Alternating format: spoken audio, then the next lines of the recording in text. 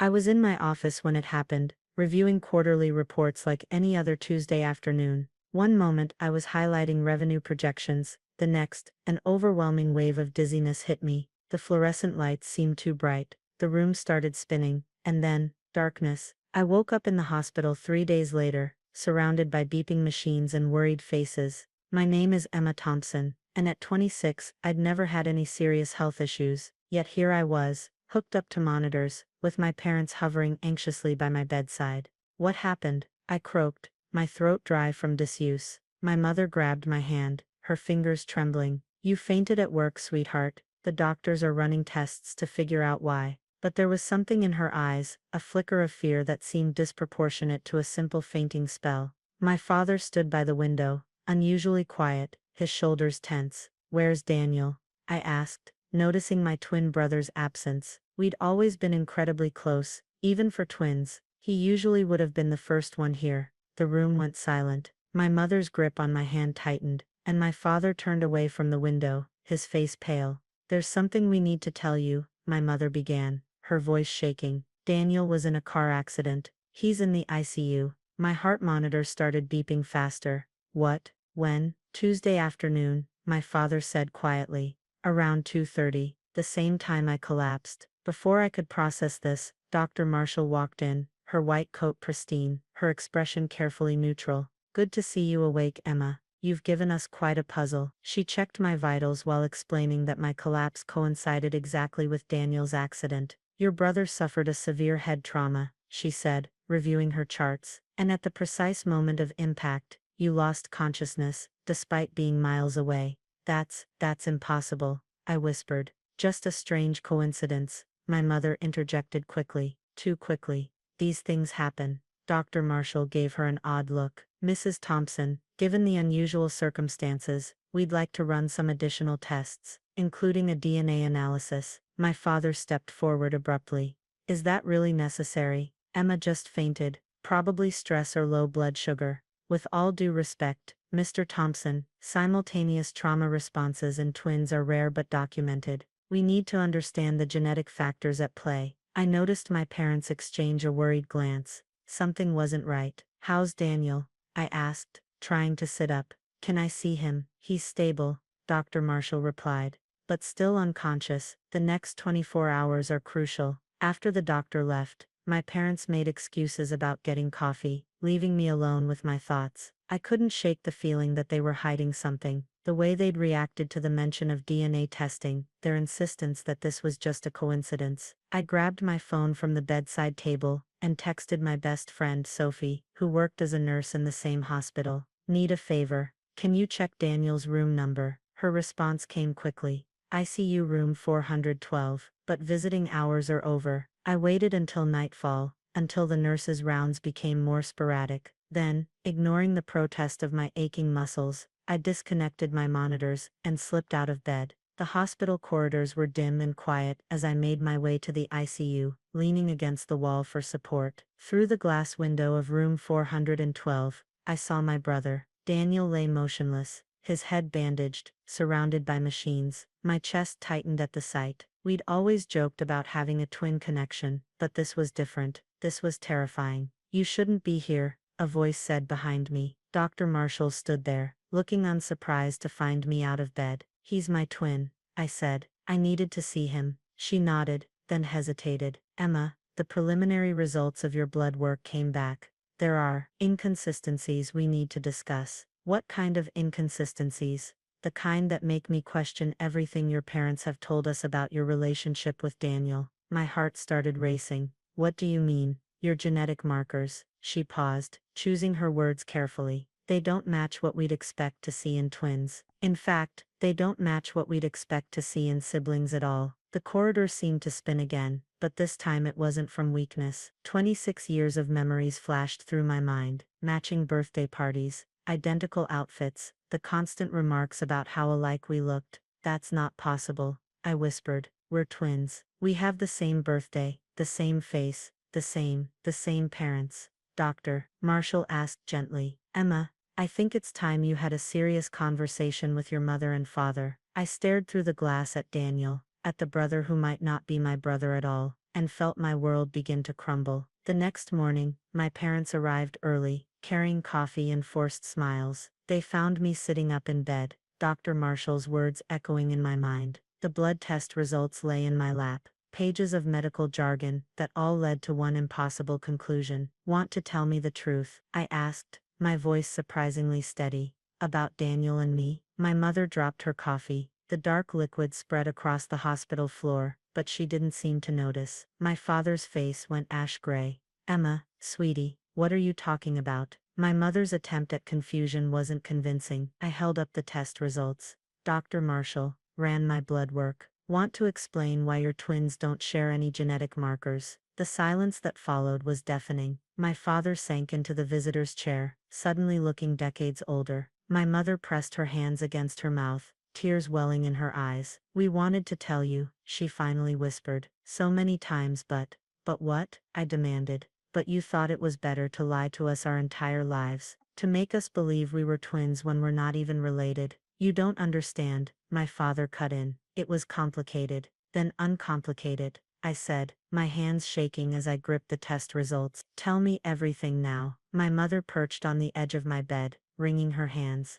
"It was 26 years ago. We had just lost our baby." I felt like I'd been punched in the gut. "What? Our daughter?" she continued, tears streaming down her face. "She was stillborn. We were devastated. Your father and we couldn't cope with the loss." "What does this have to do with Daniel and me?" My father leaned forward, his voice low. "The nurse at the hospital, she knew about two babies who had been abandoned on the same day. Different hospitals, different circumstances, but both needed homes." The pieces started falling into place, each one more horrifying than the last. "You adopted us," I said slowly, "separately, and then pretended we were twins." They nodded, looking ashamed. "It seemed perfect." My mother whispered, "You were both born within hours of each other. You even looked similar. We thought we were doing the right thing, giving you both a family, a connection." "A lie," I corrected harshly. "You gave us a lie." "Emma, please," my father pleaded.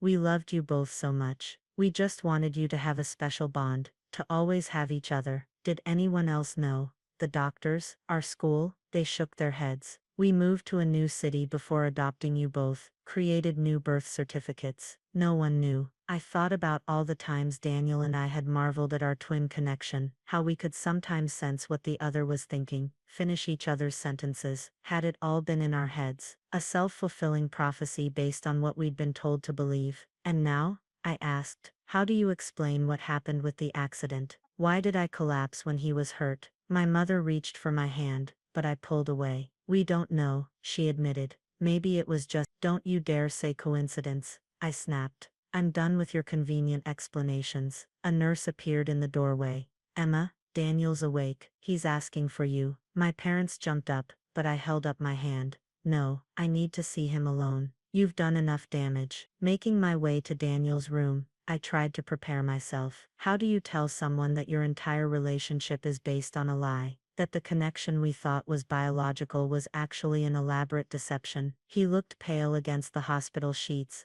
but his eyes lit up when he saw me. "Emma, they told me you were here too. What happened?" I sat beside his bed, studying his face. How had I never questioned our supposed identical features? Yes, we both had dark hair and blue eyes, but looking closer, the differences were obvious. "Daniel," I started, my voice catching, "there's something I need to tell you about us." Before I could continue, he grabbed my hand. "I felt you," he said urgently. "During the accident, right before everything went black, I felt you there with me." "How is that possible?" I stared at our clasped hands, his fingers warm against mine. We weren't twins, we weren't even siblings, but something had connected us that day, something that defied medical explanation. "I don't know," I answered honestly, "but there's more we need to talk about our parents, about our birth." The heart monitor beside his bed started beeping faster as he read the expression on my face. "Emma, what's wrong? What aren't you telling me?"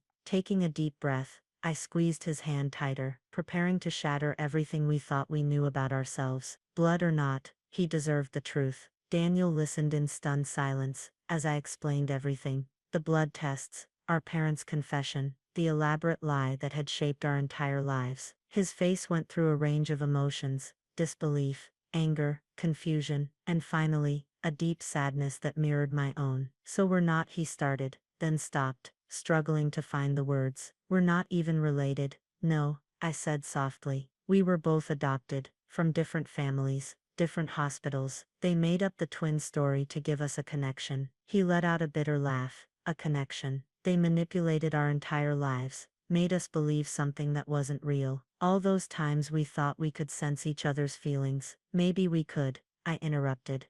Daniel, I collapsed at the exact moment of your accident. That wasn't fake, that wasn't something they orchestrated. He fell silent, considering this. The bruises on his face stood out starkly against his pale skin, a reminder of how close I'd come to losing him. Brother or not, have you thought about finding them? He asked suddenly. Our real parents? The question hit me hard. In all the chaos, I hadn't even considered that possibility. I don't know, have you? I think we have to, he said, his voice stronger now. We need to know the truth. All of it. Dr. Marshall chose that moment to enter the room, carrying more test results. She looked between us, sensing the heavy atmosphere. I assume you've both been brought up to speed, she asked gently. We nodded. Then you might be interested in this. She held up the papers. We ran more detailed genetic tests on both of you. While you're not biologically related, there's something unusual in your results. My heart started racing. What do you mean? You both have a rare genetic marker, one that's been associated with heightened empathic sensitivity. It's extremely uncommon, occurring in less than 1% of the population. For both of you to have it. What are the odds? Daniel asked. Astronomical, she replied, which might explain your synchronized response to the accident. Some studies suggest people with this marker can form profound psychological connections, regardless of biological relation. I grabbed Daniel's hand again, feeling that familiar warmth, that sense of connection that had always been there. Maybe our parents' lie had given us a foundation, but we'd built something real on top of it. We'd like to conduct some further studies, Dr. Marshall continued. With your permission, of course. This could help us understand more about psychological and emotional bonds. No, Daniel and I said simultaneously, then looked at each other and laughed. No more tests, I explained. No more studies. We've been under a microscope our whole lives without knowing it. Whatever this connection is, it's ours. She nodded understandingly, and left us alone. The silence that followed was comfortable, familiar. What do we do about them? Daniel finally asked. Mom and Dad. The words felt different now, knowing what we knew, but still, they're still our parents, I said slowly. They raised us, loved us, made us who we are, even if they were wrong about how they did it. But can we trust them again? Before I could answer, our parents appeared in the doorway, looking uncertain and afraid. For the first time, I saw them as they really were, flawed, human, desperate people, who'd made a massive mistake out of love and grief. We understand if you never want to see us again, our mother said, tears in her eyes. But please know that everything we did, however wrong it was, came from love. Daniel and I exchanged a look. 26 years of silent communication hadn't been a lie after all. We need time, I said, speaking for both of us, and space, and complete honesty from now on, including our adoption records. They nodded eagerly, relief flooding their faces, and Daniel added, we want to know about her mice, your daughter, our sister who didn't make it. She's part of this story too. Our mother covered her mouth, stifling a sob. Our father wrapped an arm around her shoulders. Whatever you want to know, he promised. No more secrets. As they left, Daniel squeezed my hand. You know what's weird? Finding out we're not twins actually makes our connection more special, because it's real, it's ours. We chose it. I smiled, feeling the truth of his words. Blood might make you related, but it takes something more to make you family. Daniel and I had that something mice, a bond that couldn't be explained by DNA or medical tests. So I said, ready to find out where we really came from. He grinned, the same mischievous expression I'd grown up with. As long as we do it together. Always, I promised. That part wasn't a lie.